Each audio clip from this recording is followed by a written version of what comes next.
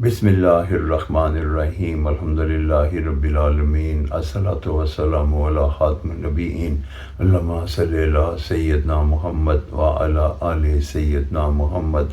السلام علیکم ورحمۃ اللہ وبرکاتہ۔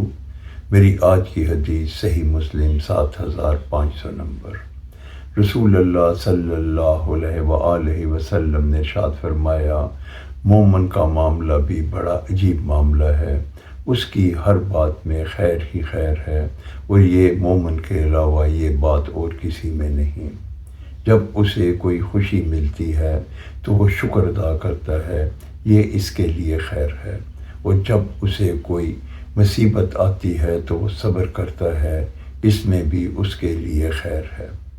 اس حدیث مبارکہ میں نبی کریم حضرت محمد صلی اللہ علیہ وآلہ وسلم نے مومن کی خاص نشانی بتا دی، اور اس کے وہ وصف بتا دیے، وہ اوصاف بتا دیے جو مومن کے علاوہ اور کسی میں نہیں، کہ جب اسے خوشی ملتی ہے تو وہ شکر ادا کرتا ہے، اور جب اسے کوئی تکلیف آتی ہے، کوئی مصیبت آتی ہے تو وہ صبر کرتا ہے۔